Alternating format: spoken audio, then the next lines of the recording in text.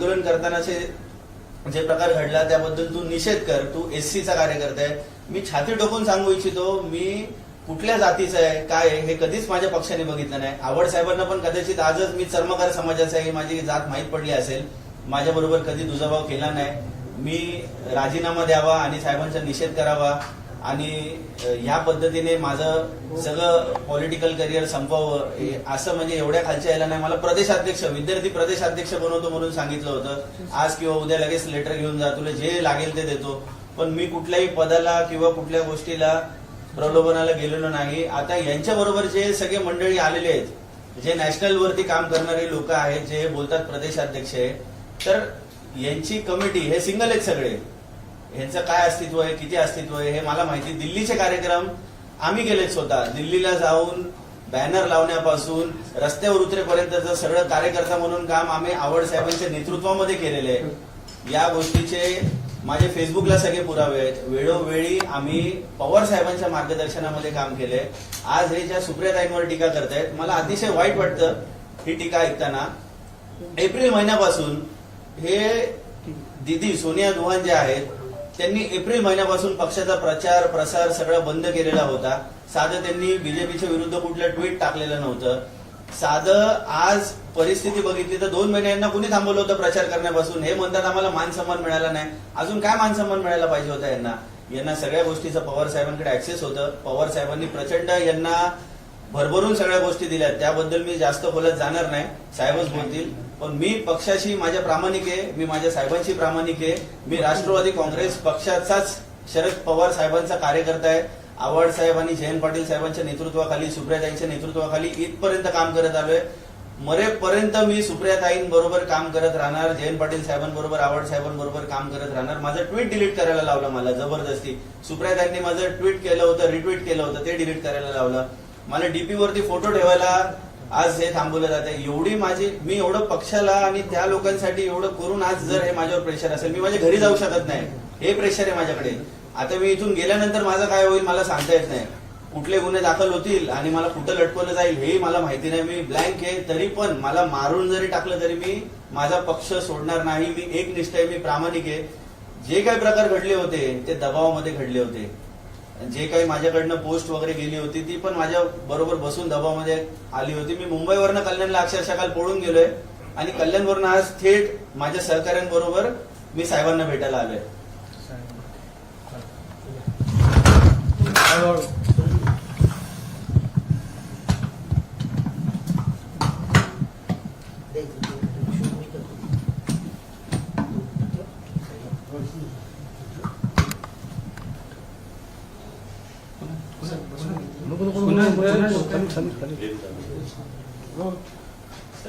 काल महाडमध्ये आपण गेला होता आंदोलन केलं, तिथं बाबासाहेबांचा मनुस्मृती लिहिलेला आणि एक फोटो होता तो फाडला गेला. त्यानंतर महाराष्ट्रभर तुमच्या विरोधात आंदोलन केली जात आहे.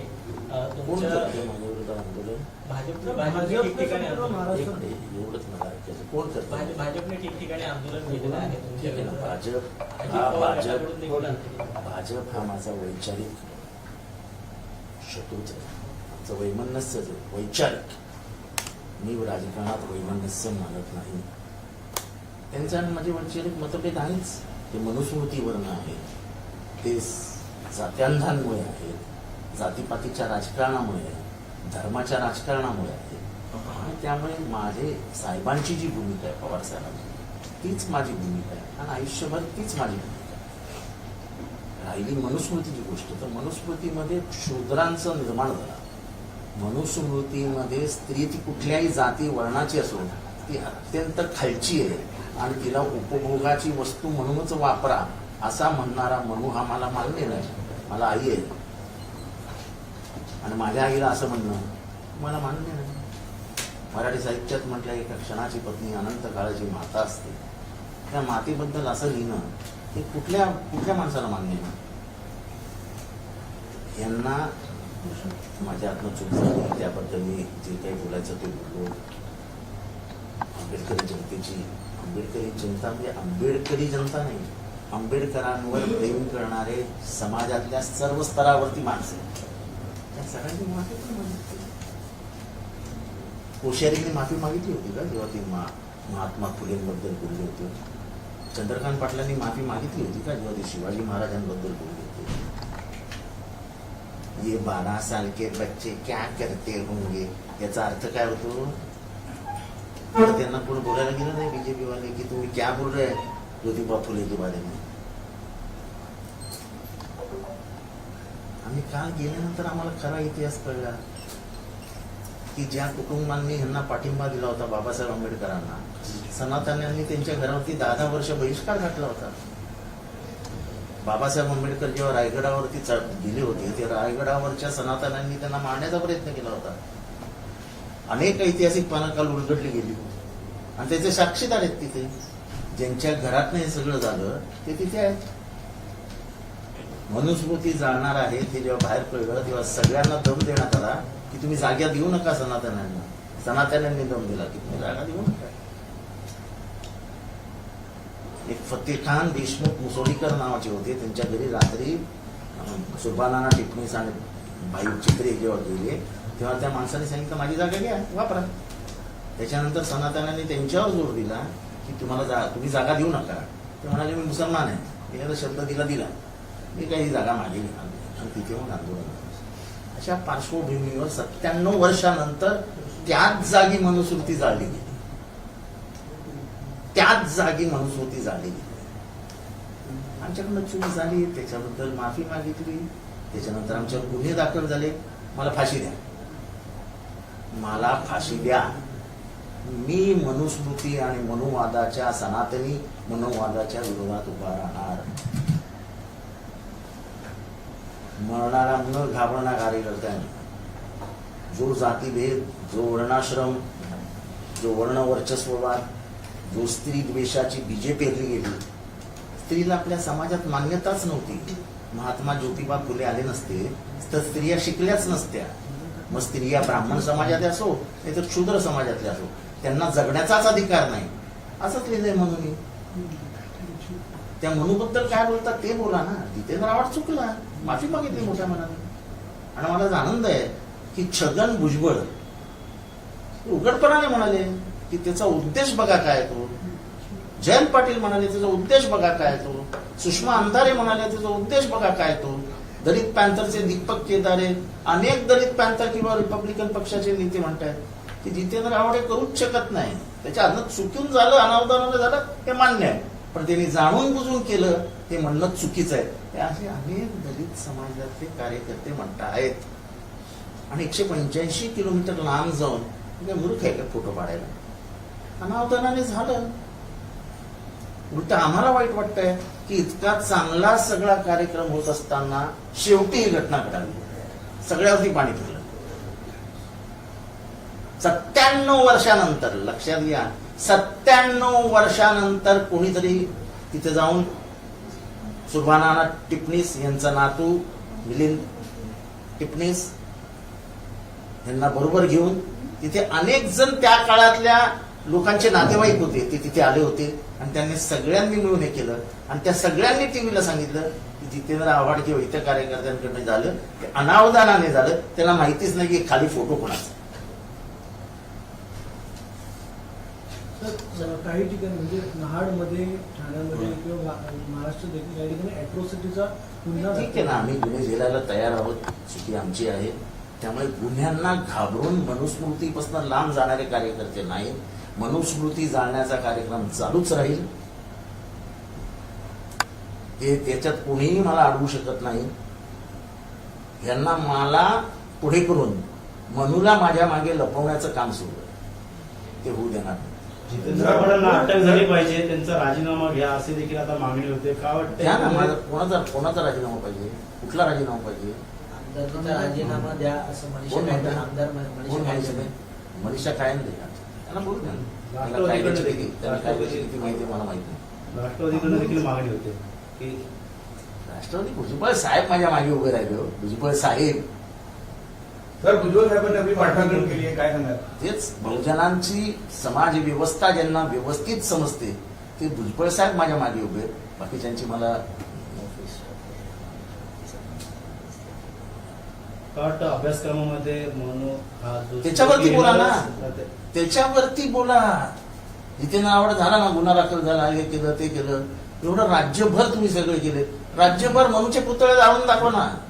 तुम्ही प्रसिद्धीसाठी हे करताय असं अजित पवार गटाकडून सांगण्यात येतं. अजित पवार गट कोण आहे मला माहिती नाही. त्याचा परिणाम काय होऊ शकतो या पुस्तकात जर म्हणून या पुस्तकात जर मनूचे श्लोक आले तर याचा अर्थ मनुस्मृतीचा या महाराष्ट्रामध्ये प्रवेश सुरू झाला. ज्या महाराष्ट्रामध्येच मनुस्मृतीला आडवं पाडण्यात आलं, ज्या महाराष्ट्रामध्ये त्याचं दहन करण्यात आलं आणि ते दहन करून नंतर संविधान लिहिलं आणि मनुस्मृती कायमची संपवली. हे इथे महाराष्ट्रामध्ये एक वर्ग होता जो 1950 साली म्हणाला होता की आम्ही हे संविधान मानत नाही कारण का आमचं संविधान मनुस्मृती आहे.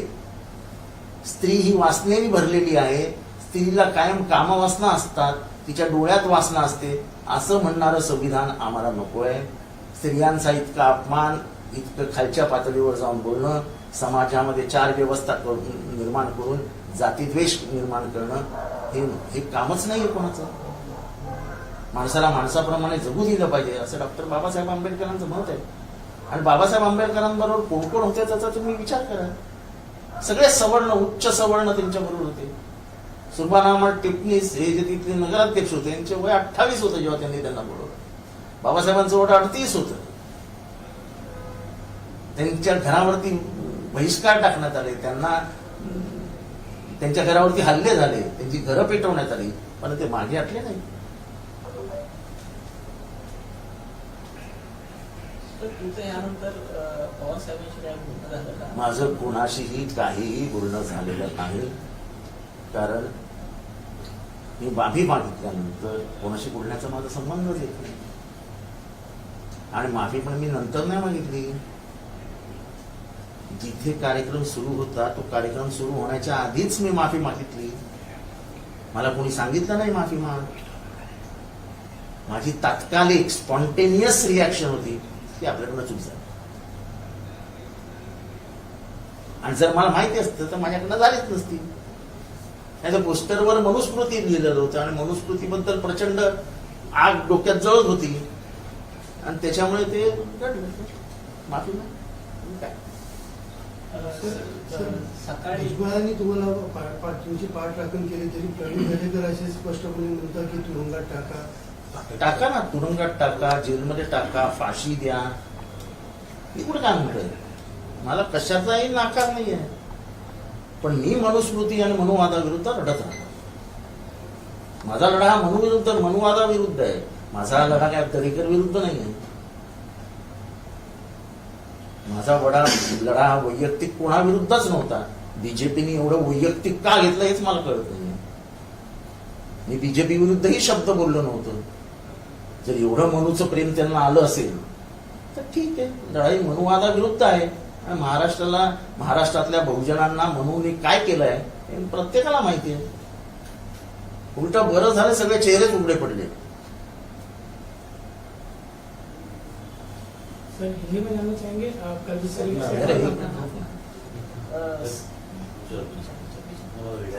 सर आज संपूर्ण महाराष्ट्रात तुमच्या विरोधात आंदोलन होत आहे. मात्र तुमच्या घराबाहेर म्हणावी ती सिक्युरिटी जी आहे ती दिसत नाही. पोलीस आहेत, मात्र जी सिक्युरिटी हवी असते ती तुमच्या काय खून करणार आहेत का? माझा खून करणार कोणी? आणि जर काय केलं त्यांना वाटलं असेल की जितेंद्र आव्हाडचा खून करून टाका, आय वेलकम देम.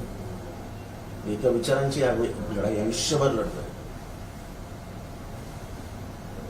जेव्हा भिडे म्हणतो की तुकारामापेक्षा आणि ज्ञानेश्वरापेक्षा मनु श्रेष्ठ आहे, तेव्हा कोणीच बोलायला बाहेर येत नाही. तेव्हा मी चाललेलो बाहेर बोलायला. मनुचं श्रेष्ठत्व जेव्हा सांगितलं जातं त्याचा अर्थ काय होतो? होशियारी जेव्हा बोलतात की क्या किया होगा 12-13 साल के लड़कों ने, हे काय आहे ते पण बोलायला बाहेर नाही आलं. जेव्हा चंद्रकांत पाटील शिवाजी महाराजांबद्दल बोलले तेव्हा कोणी बोलायला बाहेर नाही आलं. ते महापुरुष नाही आहेत का? आणि डॉक्टर बाबासाहेब आंबेडकरांबद्दल कोणी काय लिहून ठेवलंय ते आता ही काढण्याची वेळ नाही. वेळ आली की मी ते पुस्तकं पण समोर ठेवले. आम्ही संविधान मानतच नाही असं म्हणणारे कोण होते ते पुस्तक पण मी समोर ठेवले. आणि मनूचा चंचू प्रवेश शालेय शिक्षणामध्ये हा डॉक्टर बाबासाहेब आंबेडकरांचा अपमान आहे, अपमान. कारण का त्यांचं म्हणणं स्पष्ट होतं की मानव म्हणून मानवाला जगूच देऊ नये, असंच मनूचं काम आहे, असंच मनूचं लिखाण आहे. आणि त्याच्यातले केसरकर म्हणतात 4-2 श्लोक टाकले तर काय चांगले श्लोक आहेत. मनू हे चांगले श्लोक लिहू शकतो हा शोध केसरकरांना कुठनं लागला हे मला काही कळलेलं नाही.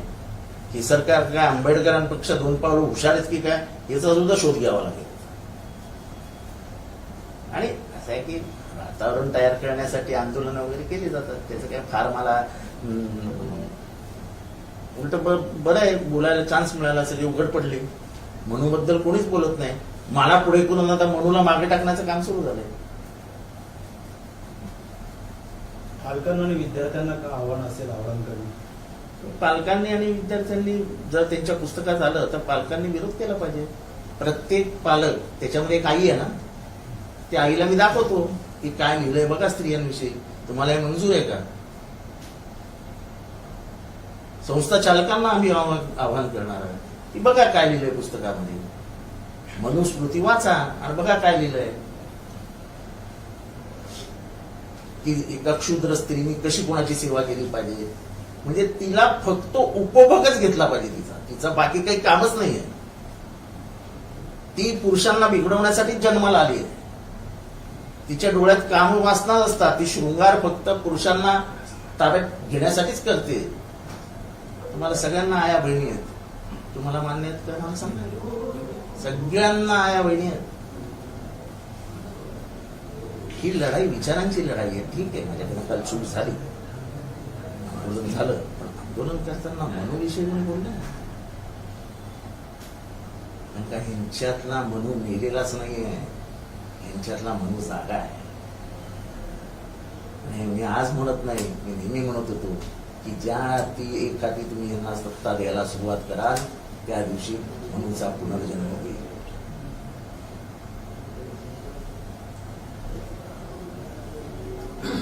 पुढे हा एक मुद्दा सगळे नागपूरमध्ये बीएच्या एका पेपरमध्ये प्रश्न आला होता की राष्ट्रीय स्वयंसेवक संघाचे कार्य 16 मार्क आणि हेगडेवार यांचं कार्य 4 मार्क. 20 मार्काला 20 मार्कात पेपर होता, त्यामध्ये 2 प्रश्न विचारले गेले होते.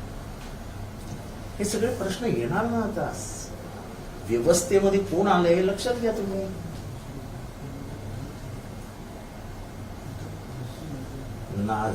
नाझी साम्राज्यामध्ये मुसोलिनीला भेटून आलेला, फॅसिस्ट मुसोलिनीला भेटून आलेले डॉक्टर मुंजे हे त्यांचे आदर्श आहे. मुसोलिनी आणि हिटलर हे किती क्रूर कर्मा होते ते जगाला माहिती आहे. पण त्यांना भेटायला कोण गेलं होतं याची माहिती घ्या. तो पण इतिहास शिकवा आता की हिटलर आणि मुसोलिनी कसे चांगले होते.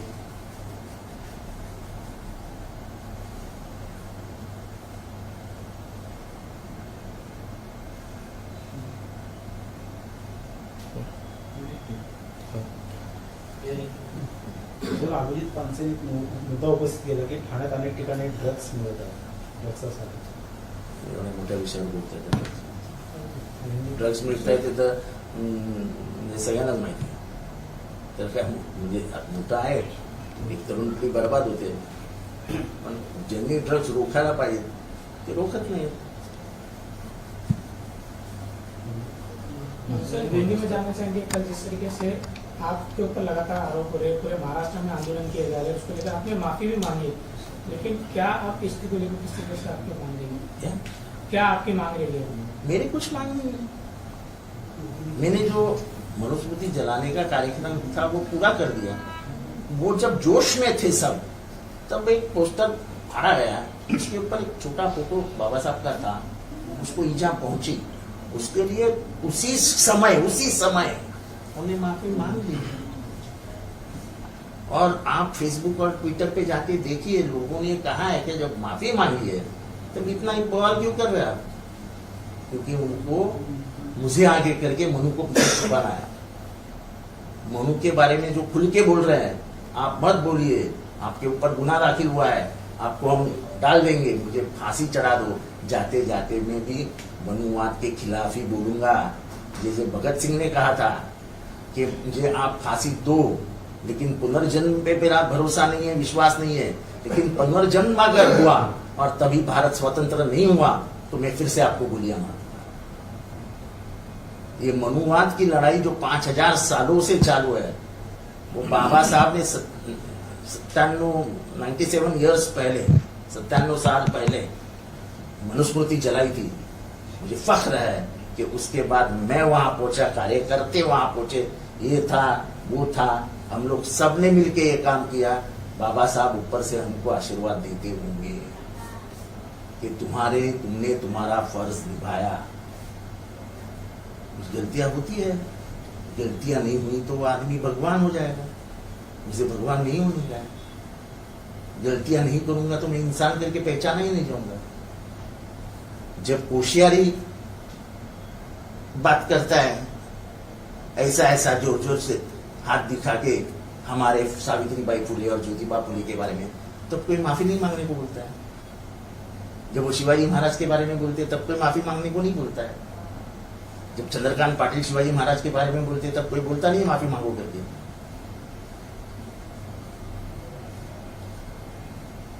तो ऐसा दूजा भाव मत करो ना।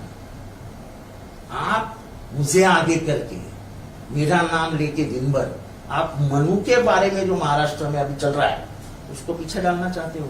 आपको मालूम नहीं होगा महाराष्ट्र में 17 जगह पे आज फिर से मनुस्मृति जलाई गई। अकोला में जलाई गई, जलगांव में जलाई गई, नासिक में जलाई गई, कल्याण में जलाई गई। कई जगहों पे लोगों ने आके बाहर आके मनुस्मृति का दहन किया। कोई डरता थोड़ी है। क्या करेंगे, मार देंगे? मौत के लिए तो हम कभी भी तैयार है यार, सर पे कफन ही बांधते। किसी की हिम्मत थी क्या बोलने की हम 2 हमारे 12? बोला ना मैंने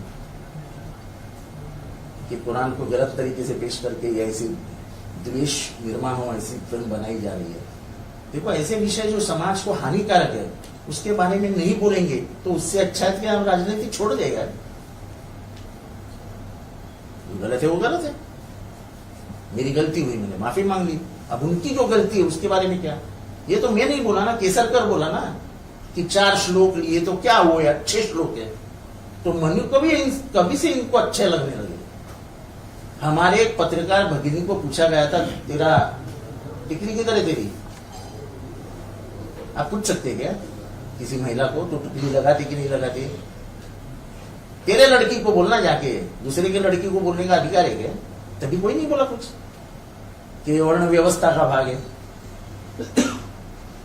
जब ये कहा गया कि मनु तुकाराम और ज्ञानेश्वर से बहुत बड़े हैं तब किसी ने कुछ नहीं कहा। हम ही लोगों ने चिल्लम चिल्ली होशियारी के खिलाफ हम ही बोले। तो बाबा साहब अम्बेडकर है ही बड़े, लेकिन क्या महात्मा फुले को नहीं मानते क्या? ज्योतिबा फुले को नहीं मानते क्या? कर्मवीर भाऊराव पाटिल भीख मांग के स्कूल निकालते थे, ऐसे कहने वाले को आप क्या बड़ा मानते हैं क्या? आज कम से कम कुछ नहीं तो कुछ 15-16 लाख बच्चे उस स्कूलों में पढ़ रहे हैं। वो भीख मांग के स्कूल तैयार करते थे।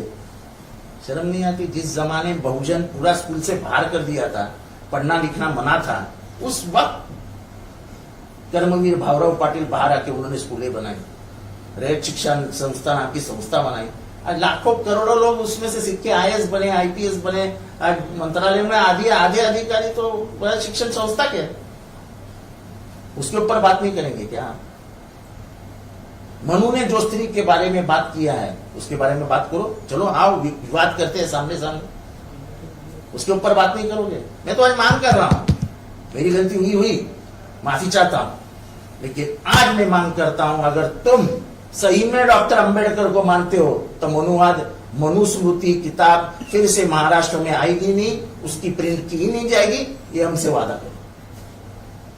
चलो। तो प्रकाश आंबेडकर म्हणतात की जाळल्याने छगन भुजबळ आपका समर्थन कर रहे हैं, सत्ताधारी पार्टी के मंत्री है, लेकिन एक तरफ दूसरी सत्ताधारी पार्टी के जो नेता है आपका विरोध कर रहे हैं। देखो ऐसा है, छगन भुजबल को सामाजिक व्यवस्था समझती है। कल मेरे को जब पूछा था कि आपके साथ कैसा होता है, देखो 2 आदमी की मेंटल वेवलेंथ कैसे जुड़ती है। जब कल मुझे 14 वो जो तालाब है जहाँ पे अब डॉक्टर बाबा साहब अम्बेडकर ने पानी पिया था, उधर मुझे पूछा गया कि तुम्हारे साथ कौन आ सकता है विरोधी पार्टी से, सत्ताधारी पक्ष से। मैंने एक ही नाम लिया था, छगन भुजबल, क्योंकि उनके साथ रह चुका हूं। भले ही हम अभी अलग अलग है, लेकिन उनकी मानसिकता क्या है मैं बराबर जानता हूं। सर, एक तरफ पुणे में जिस तरीके से घटना है उसके बाद आपके जो मैटर को सबसे ज्यादा बढ़ाया गया, कहीं ना कहीं मैटर को डाइवर्ट करने ऐसा का प्रयत्न किया है जा रहा कि पोर्शे में क्या क्या हुआ, किस आदमी ने खून के सैंपल फेंक दिए, उसको किसके किसके फोन आए थे, कमिश्नर को किसके किसके फोन आए थे, ये सब डाइवर्ट करना है। मेरी गलती हुई, बहुत बड़ी गलती हुई, और इनको एक मौका मिल गया सबसे दूर हटने का। ऐसा दूर नहीं हट सकते। पूरे महाराष्ट्र को मालूम है कमिश्नर को फोन किसने किए, एमएलए कहां गया है, वो जो मालिक है भारत के क्या कंस्ट्रक्शन, वो पैसा किसको देता है, करोड़ों में पैसा किसको देता है, सबको मालूम है। सैंपल बदले जाते हैं, सैंपल। ये सरकार के मजाक है। खून रास्ते पे फेंका दिया और दूसरा खून लाके रख दिया वहां पे, डर ही निकल गया। जज को किसने बोला था ये सब, तुम क्या निबंध लिखो, फिर जाके लेफ्ट राइट पुलिस का काम करो। सरकार क्यों नहीं बोल रही उसके ऊपर, जहां जिधर जलगांव में 2 बच्चे और एक माँ मर्सिडीज के नीचे आ गई और मर गई, उसके ऊपर ये सरकार क्यों नहीं बोल रही? ठीक है मेरी गलती हुई, लेकिन मेरी गलती इतनी बढ़ चढ़ के बता करके अपने अपराध छुपाने की कोशिश मत कर। मैंने तो माफी मांग ली, और इधर से मांगी, इधर से। और ऐसा भी नहीं किसी ने मुझे कहा, जब खड़ा था उधर से ही मैंने माफी मांग ली। मुझे किसी ने कान में आके बोला नहीं माफी मांगो। जब दिल से करता हूं ना, तब दिल से बात करता हूं। और आपको मालूम है, सभी को बताना चाहता हूं, 30 साल में मैंने जब भी कोई भूमिका ली है, चाहे वो कितनी भी समाज में उससे कितनी भी प्रतिक्रिया आई हो, मैंने कभी भी किसी से भी माफी नहीं मांगी है। ये पहली बार मैं माफी मांग रहा हूं कि मैंने मेरे बाप का अपमान कर दिया था। मी माझ्या बापाचा अपमान केला होता, माझ्या हातनं माझ्या बापाचा अपमान झाला होता, माझ्या हातनं माझ्या बापाचा फोटो काढला गेला होता, मला इतकं वाईट वाटत होतं, आणि म्हणून मी माफी मागितली। मी आजपर्यंत कुठल्याही घेतलेल्या भूमिकेबद्दल कधीही माफी मागितलेली नाही। और मुझे अगर कोई बोले तो मैं 10 बार नहीं 100 बार माफी मांगूंगा, क्योंकि बाप के साथ मेरी गलत कुछ कार्रवाई हुई है तो मुझे उसका दुख जिंदगी भर रहेगा। कल का इतना सुंदर कार्यक्रम हुआ और उसको आखिरी में काला डब्बा लग गया। तेच मराठीमध्ये विचारतो की एकूणच जे पोषक प्रकरण आहे ज्यामध्ये डॉक्टर तावडे हे मोठे मोठे शिशूंचे डील वगैरे सगळे समाविष्ट आहेत, मोठे न्यायदानाचे ज्या पॉलिटिकल बॅकिंग शिवाय हे होऊ शकतं का? पॉलिटिकल बॅकिंग शिवाय हे होऊ शकतं का? आणि काल कुठल्याही पक्षाचा कार्यक्रम नव्हता, आम्ही असेच ज्यांची विचारसरणी जुळते ते सगळे जमा झालो, आणि महाड मधले खास करून नागरिक,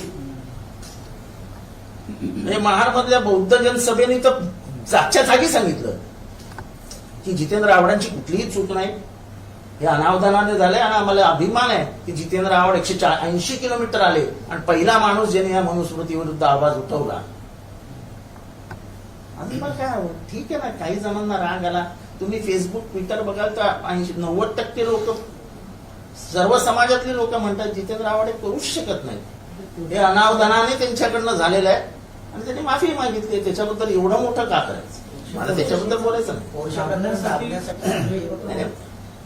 असं आहे की कालपासून आजपर्यंत सगळीकडे फक्त जितेंद्र आव्हाड जितेंद्र आव्हाड जितेंद्र आव्हाड जितेंद्र आव्हाड, पोरशे, अगरवाल, टावरे, रक्त, मला नाव नाही घ्यायचं कोणाचं, हे सगळं बाजूला जावं। एक सोपं काम झालं ना माझ्यामुळे, त्याचं मला जास्त वाईट वाटतंय की इथला जो पॉलिटिकल नेक्सस आहे पुण्यातला, तो पॉलिटिकल नेक्सस ओपन होत असतानाच हे घडलं, आणि लगेच सगळ्यांनी उड्या घेतल्या की हे पॉलिटिकल नेक्सस उघडवू नये।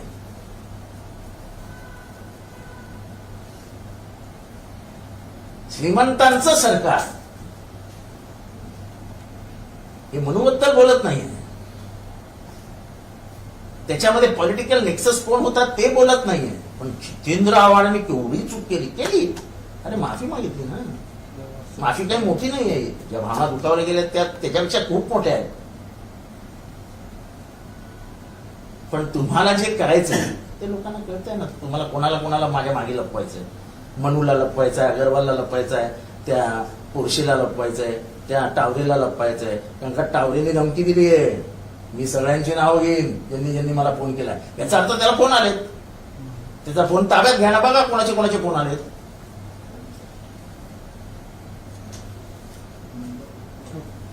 काल ह्याचा प्रवेश घेतला आणि प्रवेश घेताना याला धम दिला की तुझे काय काय धंदे आम्हाला माहिती आहेत, पोलिसांना सांगून तुला आतमध्ये टाकू तू जर आमच्या बरोबर आला नाहीस तर. पोलीस तर असे म्हणजे फोन करता येते की त्याचे काय पोलीस यांच्या घरचे नोकरच झालेत.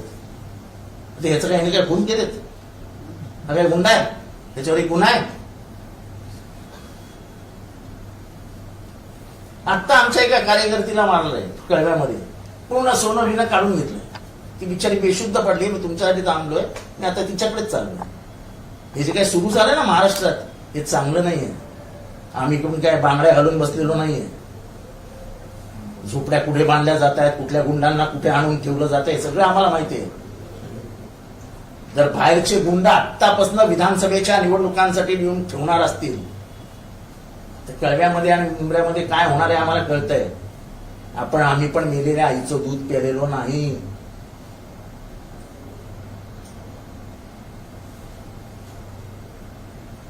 हम जिस तालाब में तैर चुके हो उसमें उसका पानी भी आपको नहीं मालूम. सर प्रकाश आंबेडकर म्हणतात की तुका निषेध करत की मनुस्मृती जाण्याने मरत नाही तर ते कृतीने संपवावे.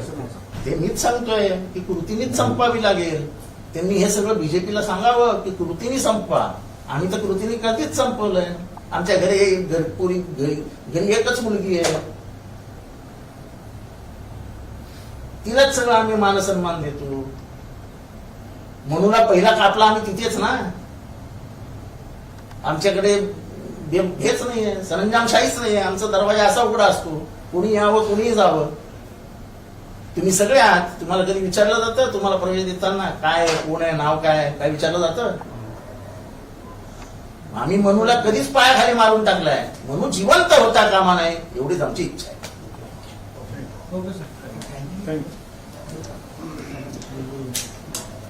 बस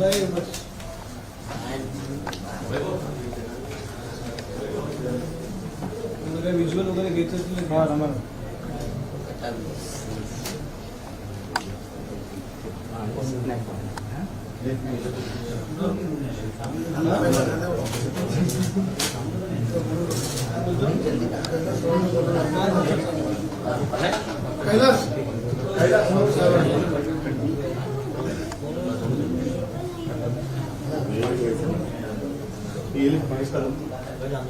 आमचा दलित कार्यकर्ता आहे. जय भीम.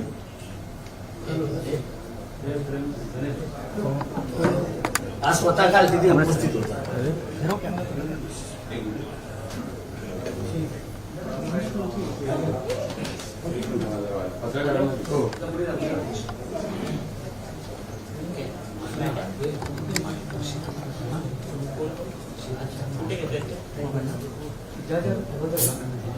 बोल ना.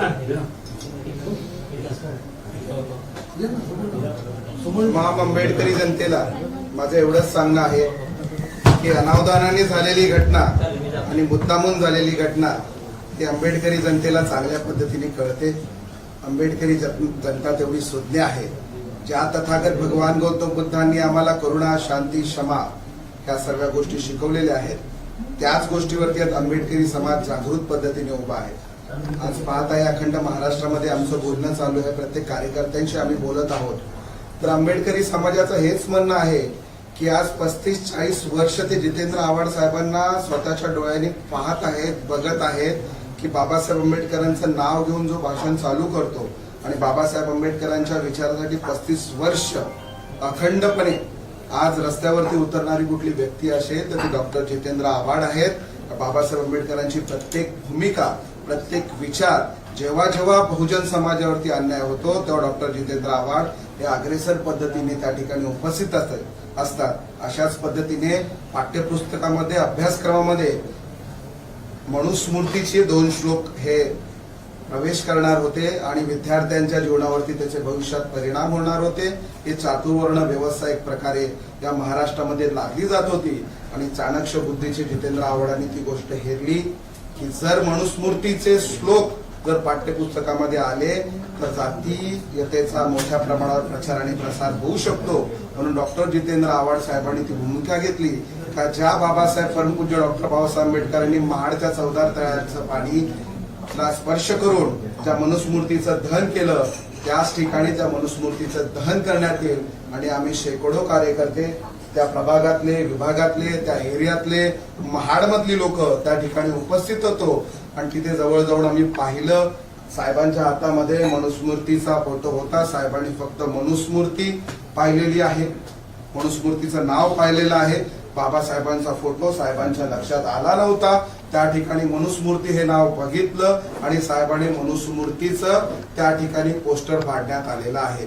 हो, ही गोष्ट खरी आहे का त्या ठिकाणी मनुस्मृती दहन करत असताना बाबासाहेबांची सुद्धा त्या ठिकाणी प्रतिमा होती.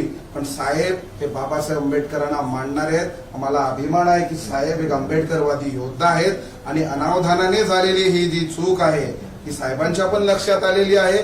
साहेबांनी तुरंत स्टेजवरती पाहिलं आणि स्टेजवरती बघितल्यानंतर साहेबांनी त्या ठिकाणी बोललं की मी माझ्या या ठिकाणी अनावधानाने माझ्या बापाचा फोटो, बाबासाहेब आंबेडकरांचा फोटो नकळत माझ्याकडून फाडला गेला. याची मी आंबेडकरी जनतेची जाहीर माफी मागतो, त्या महाराष्ट्राची जाहीर माफी मागतो असं सांगितल्यानंतर सुद्धा काही लोक आज रस्त्यावरती उतरलेली आहेत. ती उतरलेली फक्त एवढ्यासाठीच आहेत की मनुस्मृती साहेबांनी का जाळली, आव्हाड साहेबांनी, याचं दुःख त्यांना आहे म्हणून ती रस्त्यावरती उतरलेली आहे. त्यामुळे तमाम आंबेडकरी समाज हा डॉक्टर जितेंद्र आव्हाड साहेबांबरोबर खंबीरपणे उभे आहात कारण का ते एक आंबेडकरवादी होते.